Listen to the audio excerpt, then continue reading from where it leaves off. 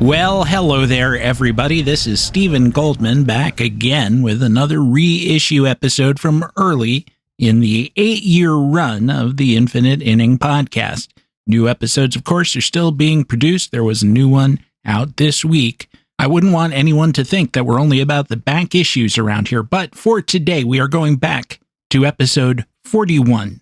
And yes, this is the first reissue episode out since I was forced to pause my work for recovery from surgery. I discussed that extensively in our newest episode, episode 341, and I won't dwell on it here. I look forward to when it is so far into the past that it's no longer relevant for me to bring it up. And of course, you'll forgive my selfishness here for me to stop feeling the after effects of the damn thing, which are getting better day by day, but I'm not completely back to normal yet. And I have so many follow-ups this month, not just reuniting with the surgeon to see how things are going, but for all the normal stuff that you need to maintenance in order to stay happy in this world. For example, I have an old filling that needs replacement.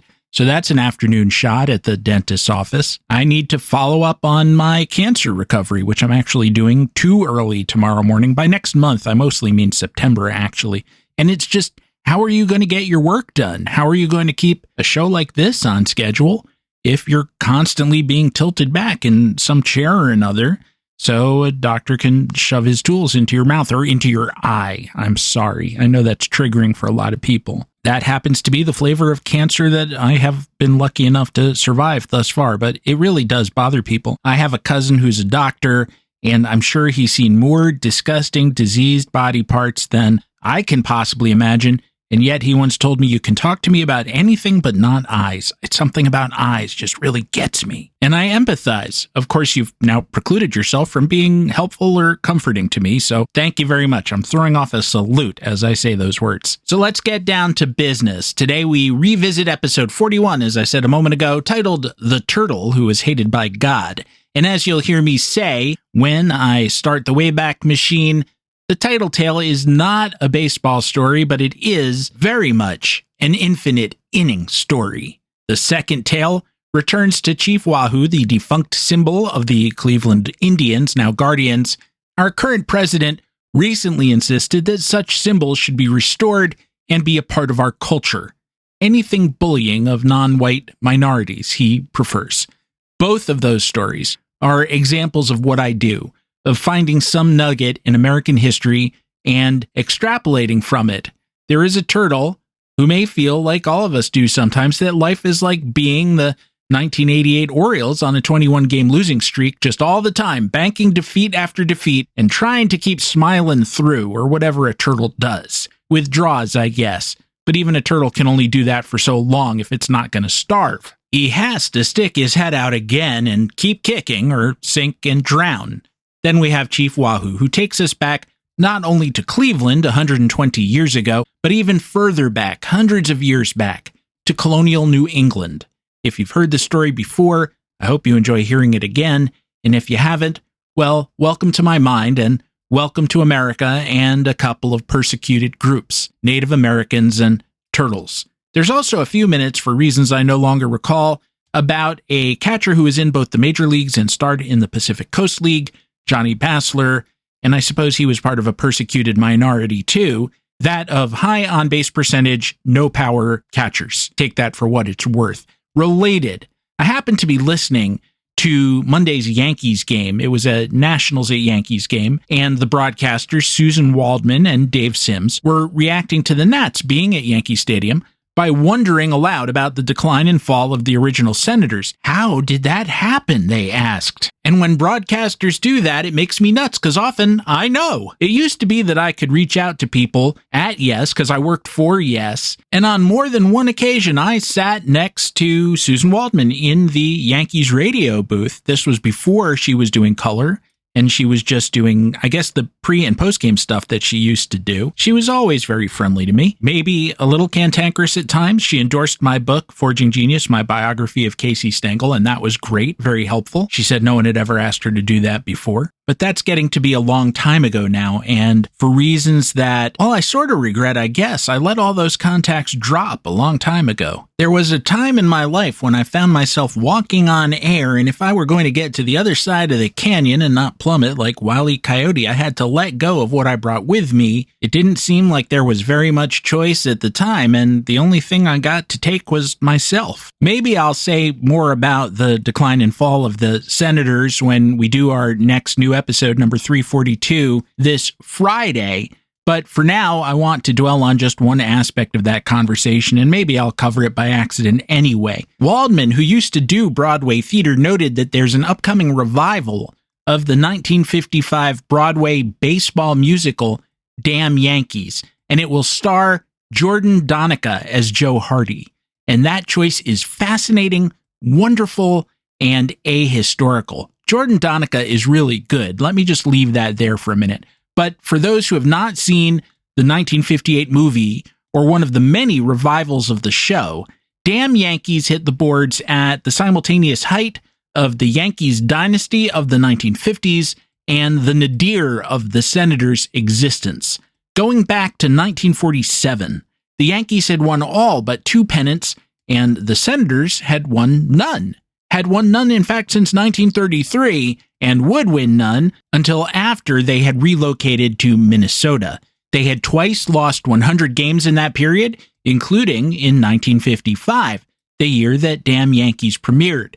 The show is based on a novel by Douglas Wallop. I have a copy around here somewhere called The Year the Yankees Lost the Pennant, and it fantasizes about a Senators fan, a middle-aged Senators fan, Joe Hardy, who sells his soul to the devil and in return is transformed into the young slugger the Senators need to overtake the Yankees, Shoeless Joe from Hannibal Moe. Parenthetically, Casey Stengel was asked if he had seen the show, and he grumbled something about not going to see no show where someone made $1 million talking about my team losing. One joke on the production is that one slugger would not have made the difference for the 1955 Senators, nor most other editions of the club after 1933. That year, they had Roy Sievers, Ed Yost, Mickey Vernon, and Pete Runnels in the lineup, and that group, at one time or another, just not in 1955, would win collectively 4 batting titles, 2 on-base percentage titles, and 1 home run title. None of that came in 1955, but they weren't that bad then either. So, whereas one more hitter certainly wouldn't have hurt, they could have done more with a quartet of good starting pitchers. They had a 20-game winner on the way down in Bob Porterfield, a former Yankee, and another on the way up in Camilo Pascual, and a few others who had or would have in the future good seasons. For example, rookie Ted Abernathy would have an all-time great relief season for the 1965 Reds, something like a 6 or 7 wins above replacement season. Most relievers don't get anywhere near that, especially nowadays when they're limited to 50 or 60 innings. So more so than the offense, the pitching staff was pretty desperate. But no, Joe Hardy doesn't become the new Walter Johnson. He becomes this Ruthian figure that the Senators never had in real life. They had a number of excellent hitters, and I just named a quartet of them without even bringing up Sam Rice or Goose Goslin or anyone like that. But the park wouldn't allow for the establishment of a Ruth or a Gehrig or a Fox or a Greenberg. And then ownership was cheap, so they wouldn't have been able to acquire one anyway. That musical had a lot of Broadway Hall of Famers involved with it. Speaking of Hall of Famers, George Abbott wrote and directed it. Bob Fosse was the choreographer, and Gwen Verdon, his future wife, I believe this is how he met her, starred as the Devil's Thirst Trap Lola. And I could talk more about the cast, which included the wonderful Ray Walston as Mr. Applegate, the devil, but I'll limit myself to mentioning that the songs were written by Richard Adler and Jerry Ross, who are kind of a good story but a sad story.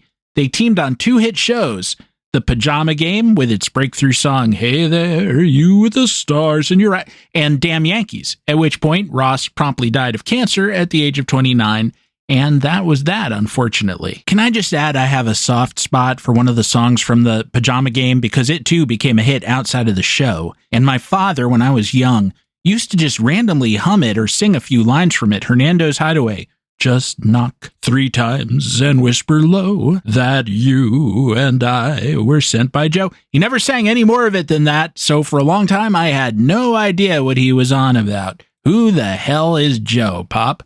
The best songs about baseball in Damn Yankees are Heart, as in You Gotta Have It, and The Game, which unfortunately today sounds like a pay-into-date rape.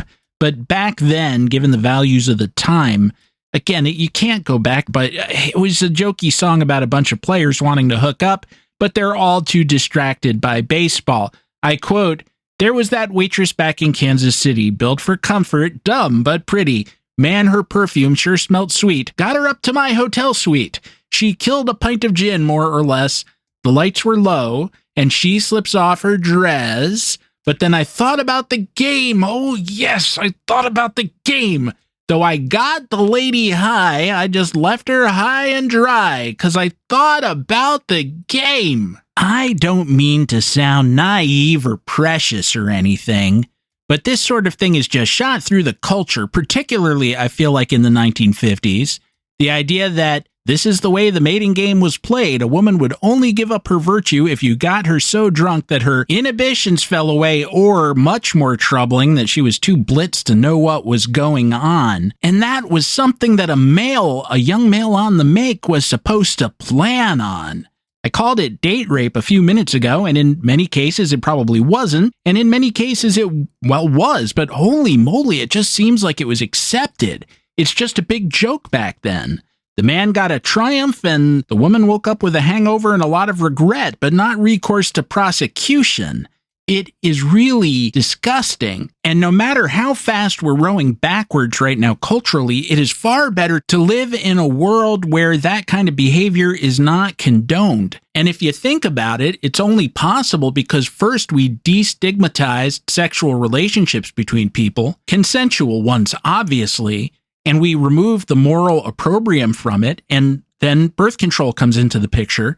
And so the decision for a couple, whether to do it or not do it, was based on mutual desire and appreciation and affection, and not simply being afraid or not wanting to get into a family way. Before that, though, it was simply men have needs, women refuse to gratify those needs, therefore males must resort to subterfuge, which is another way of males objectifying women, which means that a mature relationship between a man and a woman is impossible, which is why many of us would not want to model our marriages on our grandparents' marriages. Think about what becomes possible if the rules are changed to, or the understanding of it is changed to, men have needs and women have needs. When, as, and if both parties to a relationship are on the same page about gratifying those needs, then they can hit the sack without the need of intoxicants to anesthetize one or the other. Unless, of course, they choose to use that as a relaxant, which is a different story. To get back to the Senators, they were so busy thinking about the game that they won 3 pennants in 9 years, the 9 years being 1924 and 1933, and 1 championship, which is better than, say, the Yankees have done since 2009. The reasons they dropped off after that are pretty simple, and as I said, we can perhaps talk about them again on the next regular episode, but the one I want to highlight here is that they just would not integrate. There's a good book about this called Beyond the Shadow of the Senators. That, unless I'm misremembering, was edited by my good friend and frequent podcast partner here, Cliff Corcoran. And it's about how Senators owner Clark Griffith was making more money renting out his park to the Homestead Grays of the Negro Leagues than he was from his own club. So he had a financial incentive to be a racist. He very likely was a racist anyway, but now he was being paid to be one. And yet, retrospectively, we learned that he approached some of the Grays about integration. The Grays played most of their home games at Griffith Stadium from about 1940 through 1948, even though they were technically a Pittsburgh team. At that time, they had Josh Gibson, Buck Leonard, Boojum Wilson, Cool Papa Bell, Ray Brown, all these Hall of Famers or future Hall of Famers. Once the Hall stopped being racist, this was the antithesis of the Senators. How did Gibson hit all those home runs while playing in that tough park? Were the opposition pitchers that bad, or was he that good?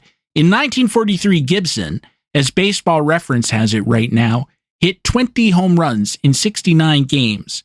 To that point in Senators history, only 2 players, Zeke Bonura and Al Simmons, had hit 20 home runs. They both topped out at 21, actually, in a 154-game season.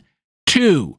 In 1944, With the American League, both leagues using a dead ball due to the war effort, they hit one home run at home all year long. So the Senators would have been much better off had they integrated with players who were basically at hand.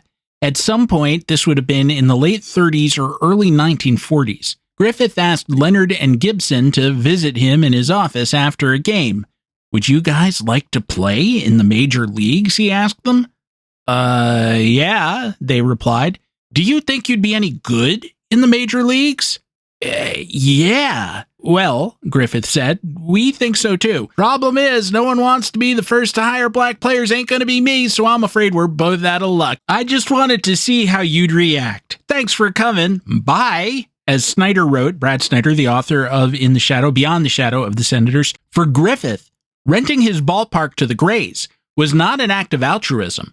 The Senators' owner profited handsomely from the relationship, hiring out the Senators' ticket takers and ushers, reaping all the profits from concessions, and taking 20% of the gross gate receipts.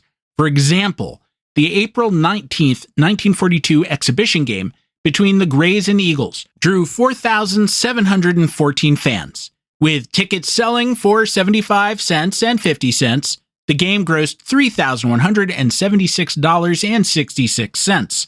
The Senators received 20% of the gross profits, or $635.33 for stadium rental, plus $62.50 in expenses for ticket sales, ushers, and cleanup. After subtracting additional expenses and 10% of the net profits for promotion, each team that played netted $1,059.84. Thus, the Grays took home $1,000, and Griffith nabbed nearly $700 merely for lending them his ballpark. The relationship, though exploitative, was symbiotic. The larger the crowds at Grays games, the better Griffith and the Grays fared. Snyder observes that in 1943, Griffith made $100,000 from the Grays. Now that sounds like nothing now, but we're talking a different version of the dollar in the American economy. Similarly, the Yankees, also very hostile to integration, made about the same amount of money from Negro League's rentals of Yankee Stadium and minor league parks in Newark, Kansas City, and Norfolk. Clark Griffith was ahead of his time when it came to playing players from Cuba, provided they were light-skinned. This was not only because he had an in Cuba via the scout Joe Cambria, but because they were hungry and therefore cheaper than white Americans. Black players would have been cheaper at first too, just because they were so hungry to compete. But he wouldn't do that. As black journalist Sam Lacey, one of the most consistent agitators for integration, wrote, "Can there be any doubt that it's simply a case of anything but a gentleman of African extraction?" Griffith died in 1955. The Senators had only broken their own color line in 1954, 7 years after Jackie Robinson. The player was, naturally, not an American, but a Cuban. That was the last screw you, buddy, to African Americans and anyone who cared about good baseball. The player, Carlos Paula, was already overaged for a prospect, although he hit decently in 1955, averaging .299 with a .332 on-base percentage and a .447 slugging percentage, but he also fielded .935 in right field, which is hard. That's 10 errors in 80 games, and he was gone quickly. The Senators didn't have a player of color born on this continent until they traded for catcher Earl Batty, born in Los Angeles, in April of 1960. And then they moved, because, as Griffith's nephew, Calvin, freely admitted, Washington had become a majority black city, and they did not like that. Batty made 5 All-Star teams as a Minnesota Twin. He didn't have a long career because his skills dropped off pretty quickly after he turned 30, and he retired young, but he was still probably the second best catcher in Twins history after Joe Mauer.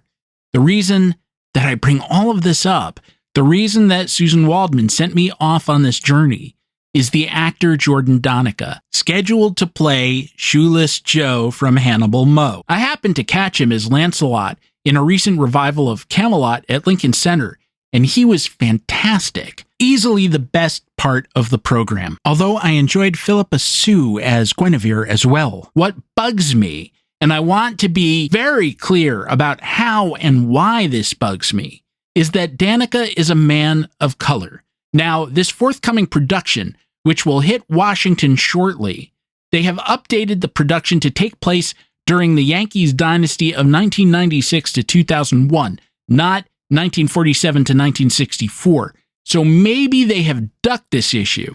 I sort of hope they haven't ducked it because it makes for a more powerful story. My point, to be super clear, is I don't care who plays who.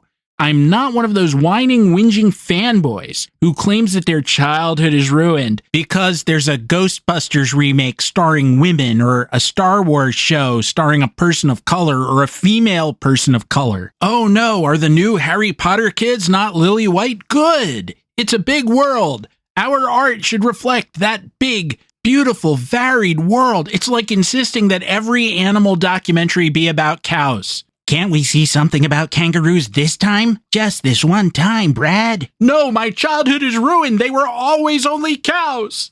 But this one's about predators on the African veldt. No, they should be cows. The Cow King. Like Elton John sang when we were kids. It's the circle of cows. I have no patience for that. It's pathetic, and I revile it. So what I would object to is retroactively letting, I realize no one cares, but it's important. It matters, especially today. Retroactively letting the Washington Senators, and specifically Clark and Calvin Griffith, off the hook for the cynical racism that played such a big part in destroying their franchise by not acknowledging that a black Joe Hardy would have been impossible as of 1915, 1925, 1935, 1945, and 1955.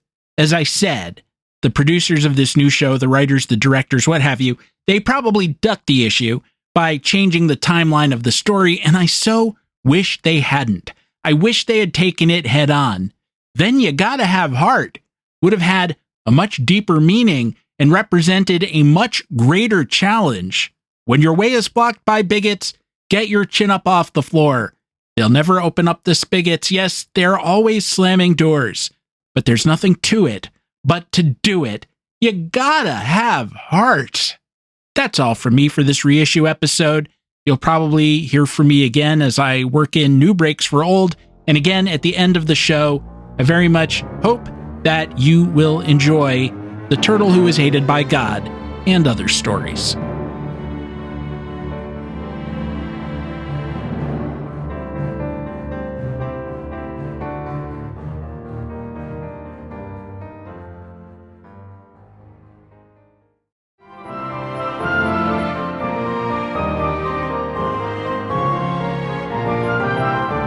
The story I'm about to tell you is not a baseball story, but it is an infinite inning story. And by that I mean, for those of you who have not heard me talk about our animating metaphor here, the infinite inning is that place in life where, try as you might, have the best intentions you can muster, put everything you can on the ball, you cannot get the third out.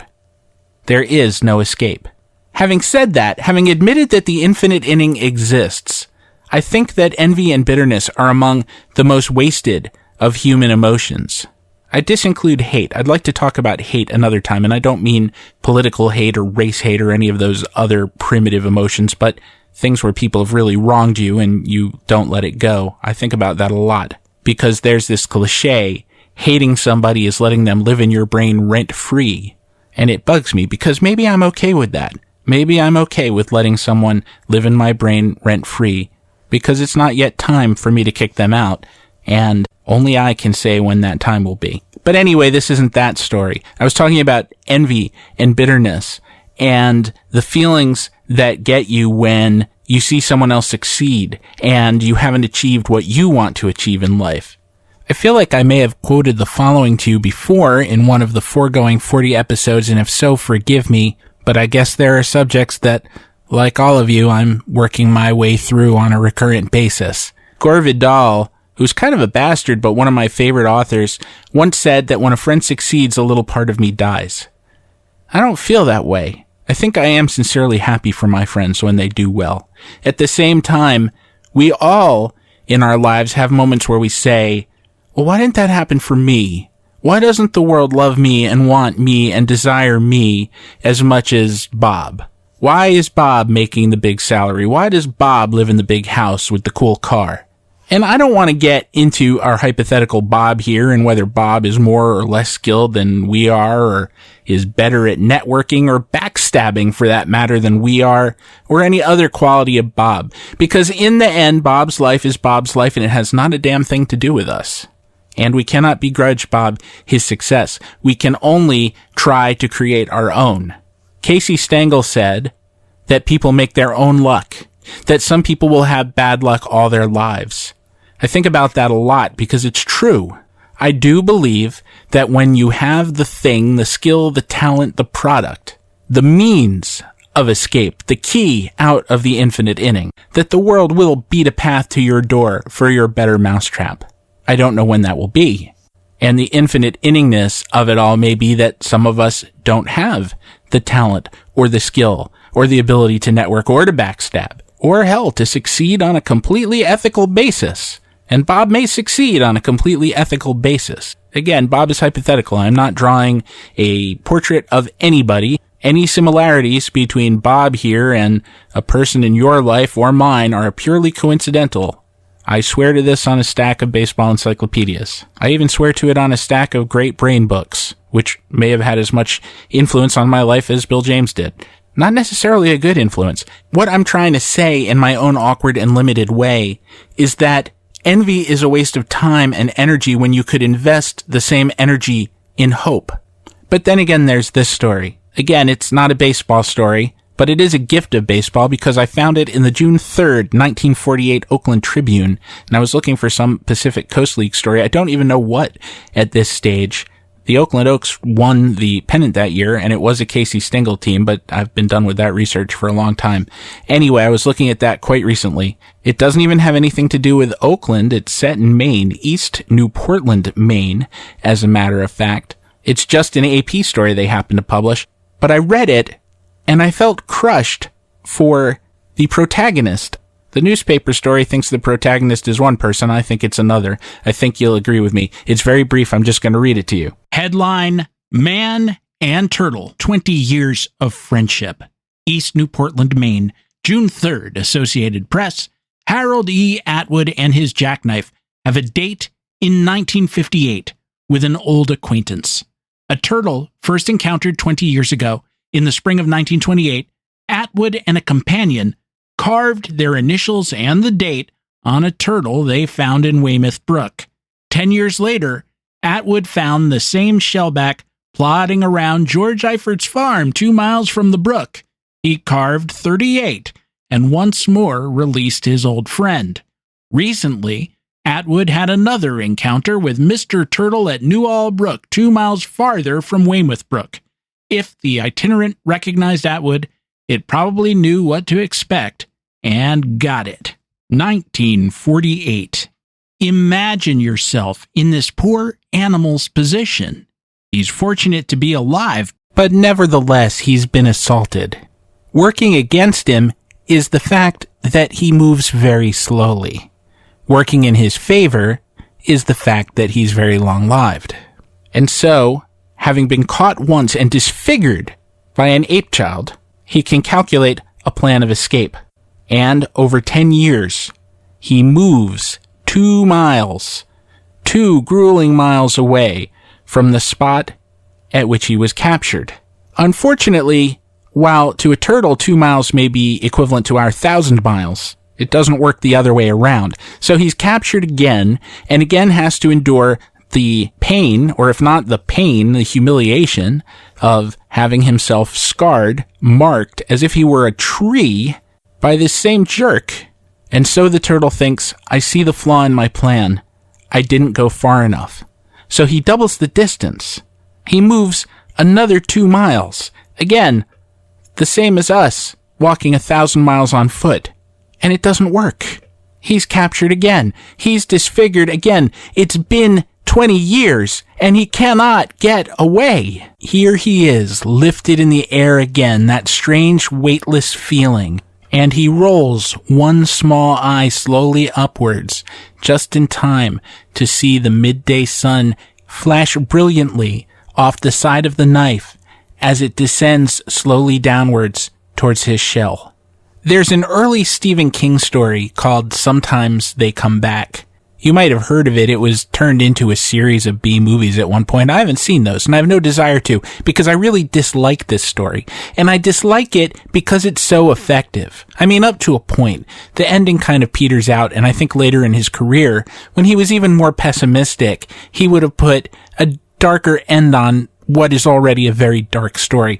The story imagines a really perfect nightmare, and it's this. We all had moments in our childhood when we were helpless at the hands of others, bullies or the neighborhood psychopath. There was one in my school that they kept trying to mainstream even though he kept hurting the other children. And up through about 5th grade, they would bring him back and say, no, really, he's much better now. And if we had had the vocabulary at that age to say, hey, Mrs. Guidance Counselor, you're doing something really irresponsible right now, because unless you're willing to vouch to all of us 11-year-olds that Brad there is on some heavy antipsychotic medications that are going to have him pretty much comatose throughout today's lesson, we are not going to be learning anything, the rest of us 11-year-olds, because we will be too busy trying to stop him from biting us. And here's the scary thing about Brad. Sometimes I wouldn't encounter him in the relatively safe environment of the classroom where there were others to restrain him. I might encounter him walking home. And in moments like that, I knew how Little Red Riding Hood felt encountering the wolf. And no, the story does not function as a sexual metaphor in this telling, thank you. King tells a story about a man who was physically and emotionally brutalized by teen criminals when he was a kid. 20 years later, he's an English teacher, and the same kids reappear in his classroom, except they're still the age they were, and they're bent on finishing the job they began years earlier. And of course, it's not a realistic story, but at the same time, it seems so plausible that the helplessness we felt then might return for us. And though we pretend that we're adults now, that we are secure in our ability to defend ourselves, to rise to the occasion, and of course that in our civilized adult world, adults do not behave towards one another as kitty predators do to their prey. But it's not impossible. Childhood trauma, because of the way time dilates for a kid, really can be the most infinite of innings. The idea that we could get sucked back to that place is terrifying. That turtle from 1948, for all I know he's still around, that's what he was living through. And so, although I began this little talk by saying that one should let go of one's bitterness and resentment and embrace hope, there's also this other truth, that sometimes they come back, that this low moment will recur, and that the author of our miseries will reappear once again with his pocket knife to sign a bloody autograph on our backs. Will you maintain hope then? When we learn that we are not adults, that we are not free agents, that we are nothing more than turtles in the hands of an angry God. I'm Stephen Goldman, and this is the Infinite Inning Baseball Podcast.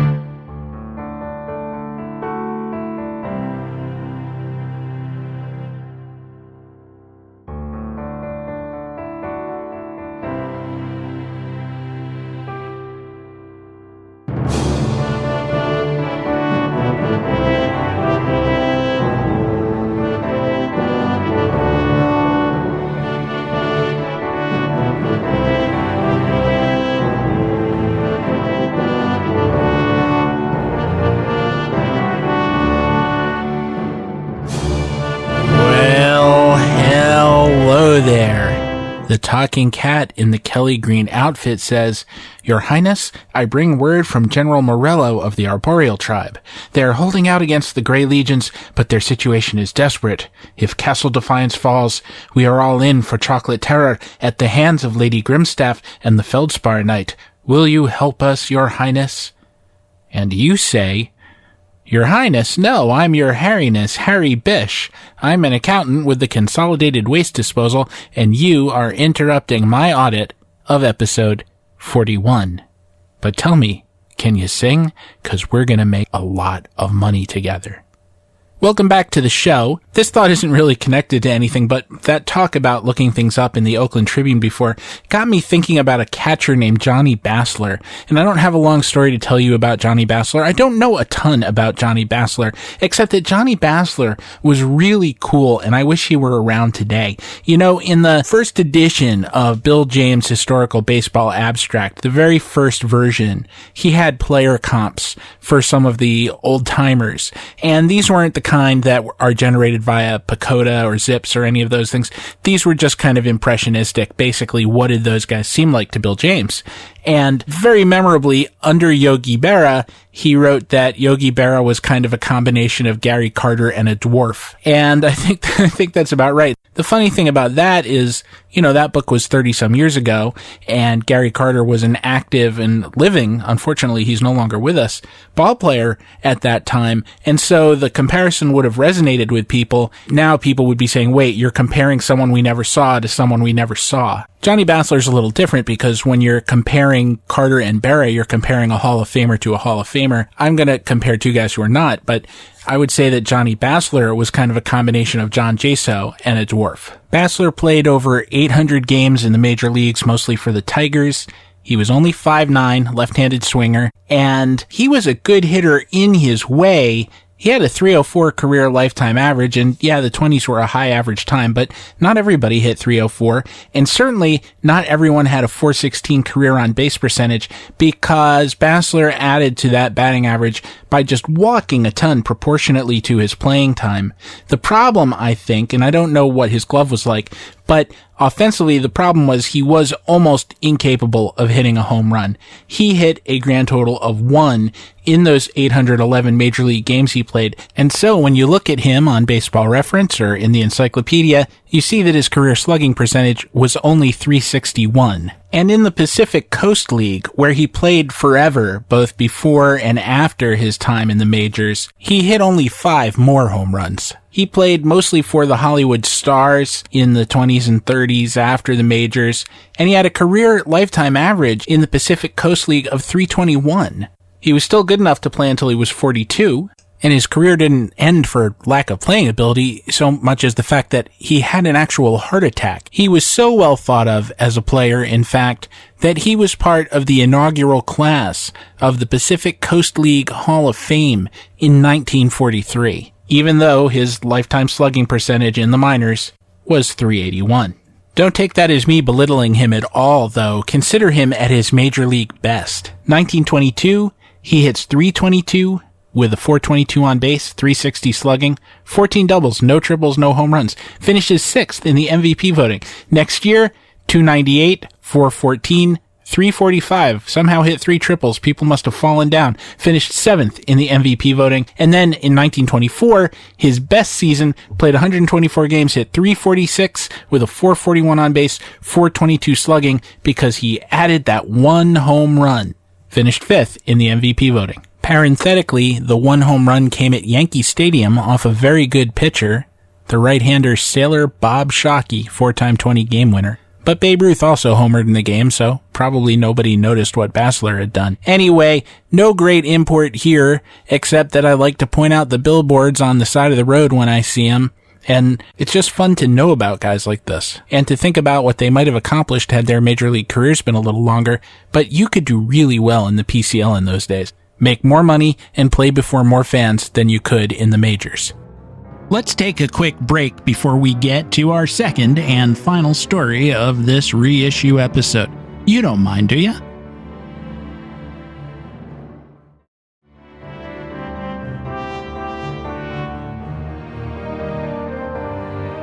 A listener asked me to comment on some news from the past week, which was that Jim Thome announced that he would prefer that his Hall of Fame plaque have the Indians Block C on it, rather than the Chief Wahoo logo. This seems utterly uncontroversial to me and praiseworthy on Thome's part, because Chief Wahoo has long been an abomination, and I'm glad that going forward, the Indians will largely be scrapping it, except to maintain some sales of the logo so that they can keep the trademark. I've written about this issue before. I don't know where, I don't know when, and sometimes I even write up pieces on things that I end up scrapping for one reason or another. But if any of this sounds familiar to you or you've read it before, forgive me, my thinking is my thinking, I guess. And although hopefully my thinking in many areas evolves over time, in other ways I tend to conceive things in the same way. And this is one where I haven't changed. We could talk about this for a very long time. There's a lot of ink that has been spilled on this issue, and it's a hard issue to get to the bottom of because it requires a certain empathy and a certain understanding that even if a large number of people look at an image and see it as harmless, that if one person of the group being depicted sees it and feels demeaned by it, then that is one person too many. And even here there are complexities. People choose to get offended by all kinds of stuff, some of which many of us might call art, but this isn't necessarily art. This is a caricature on a baseball cap of a specific ethnic group. And so you can't make the same arguments about this, pro or con, that you would make about, say, a Robert Mapplethorpe picture. One of Mapplethorpe's sexualized photographs might scandalize you in terms of what is permissible to view in public, but he's not calling out an entire racial group. Wahoo does, even if some people look at it and just see a cartoon. And so if you're a Wahoo proponent, you have to be able to get past that first initial reaction. What? It's just a picture. You can draw me. I don't mind if you draw me. But of course, they're not drawing quote-unquote you. They're drawing an entire racial group, and the team is named after the entire racial group, albeit the dumbass name that Christopher Columbus dropped on them, or dropped on the initial group of them that he ran into before he arranged to kill them all. Bring me your gold. We have no gold, senor. Then I will cut off your hands. Now bring me your gold.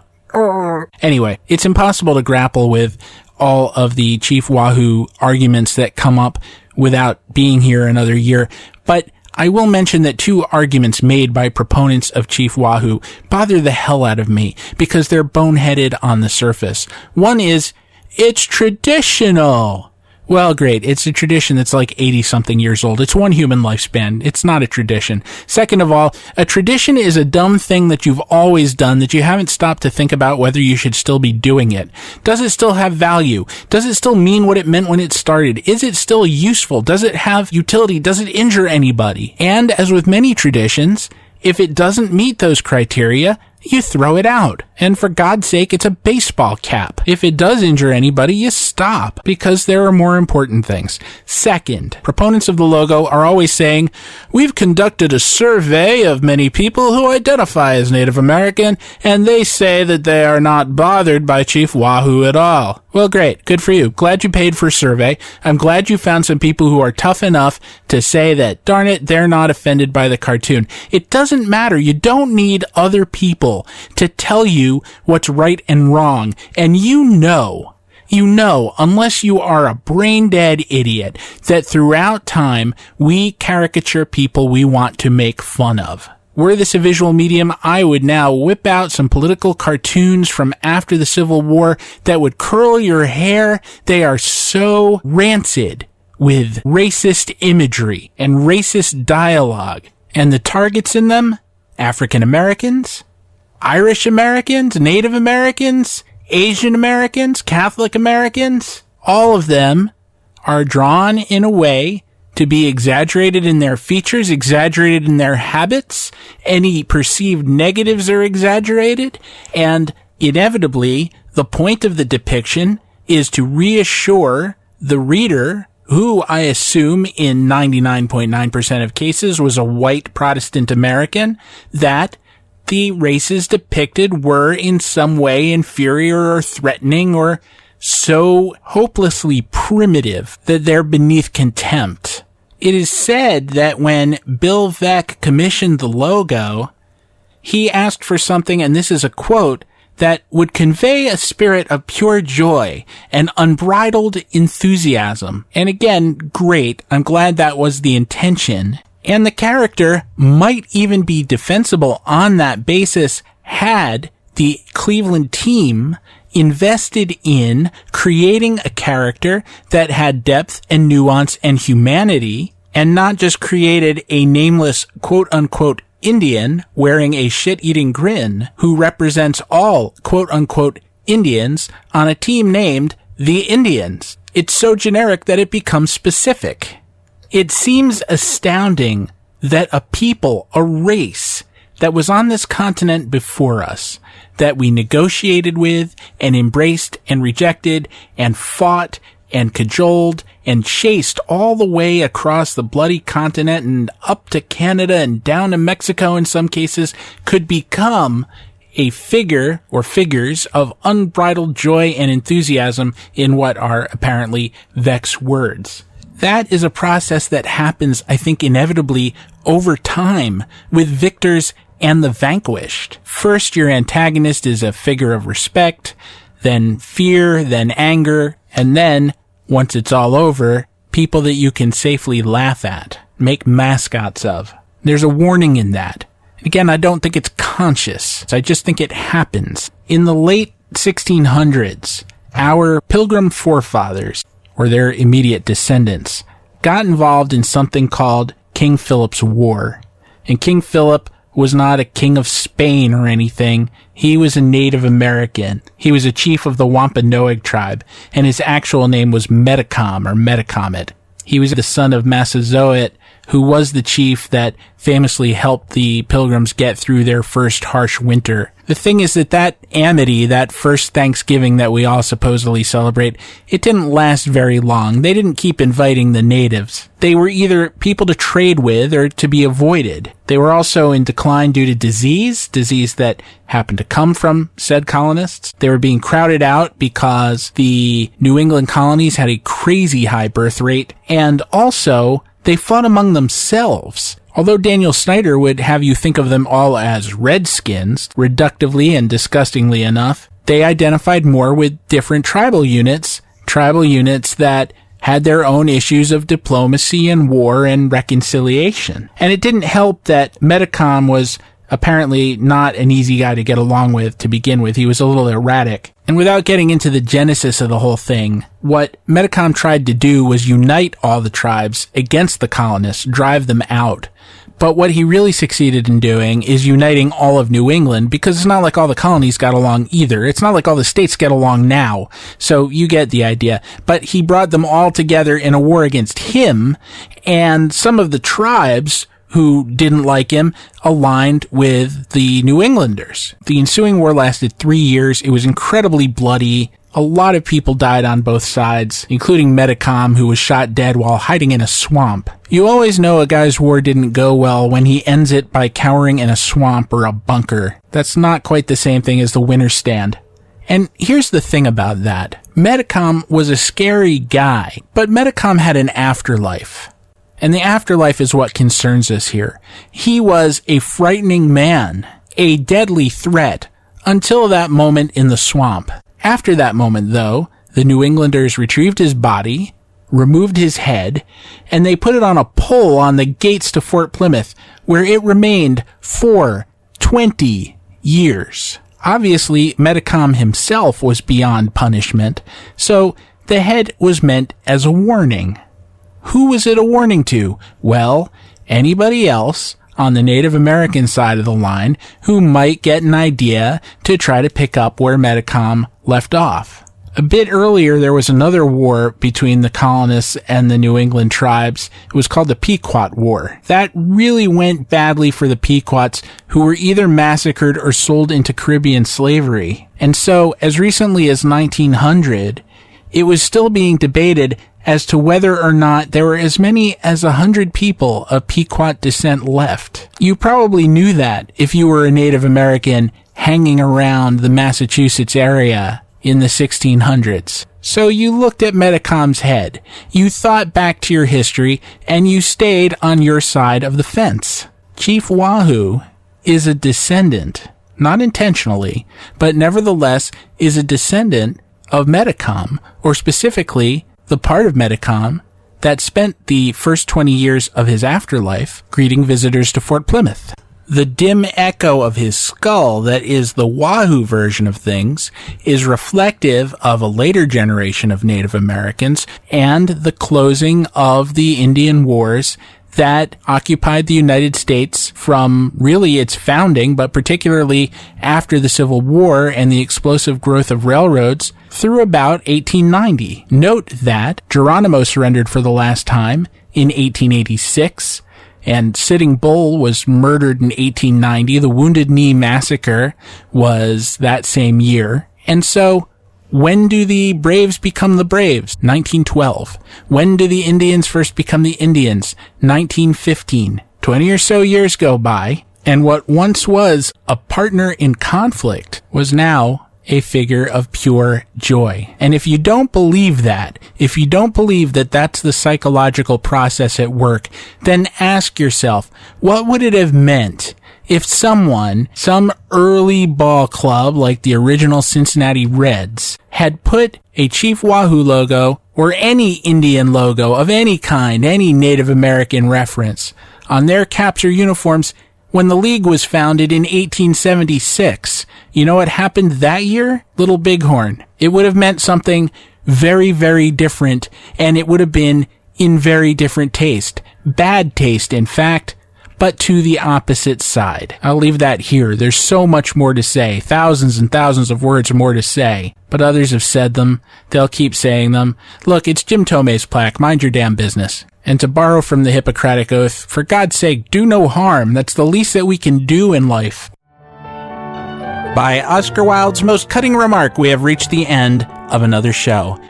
This is where I used to tell you how to follow the guests on Twitter, and me too, but neither you nor the guests are on Twitter. Well, I don't know about the guest, actually, but you're not on Twitter. It's all bots nowadays. Or maybe you are, and you're not a bot, but you like conversing with bots? Either way, you can follow me on Blue Sky at stephengoldman.bsky. Thank you. You can also write us at infiniteinning@gmail.com and rate us, by which I mean me. And who goes around crying, rate me? I mean, this is not a dating app. Anyway, rate us at the podcatcher of your choice. It is greatly appreciated. We have a sponsor now, but nonetheless, this episode is brought to you by the number 35. Our producer is Deco Modern. Our theme song, which you are hearing now and have been hearing throughout the episode, was co-authored by myself and Dr. Richard Mooring, who we talked about extensively earlier in the episode. You know, when we were talking about sidekicks and the Breakfast Club, I was reaching for the words Judd Nelson, but what my brain kept sending me was Judd Hirsch, which is a very different thing. And in any case, neither really applies to Rick, who was more of an Emilio Estevez. If Emilio Estevez had a huge brain, it's hard to figure out. Well, if I don't get hired to write a revival of the Uncle Wiggily series and get carpal tunnel syndrome typing the word rheumatism over and over again, I'll be back. Actually, that's all for this reissue episode. Thanks for listening, and I'll look forward to seeing you over in episode 342 coming later this week. Keep your inning infinite until then, okay?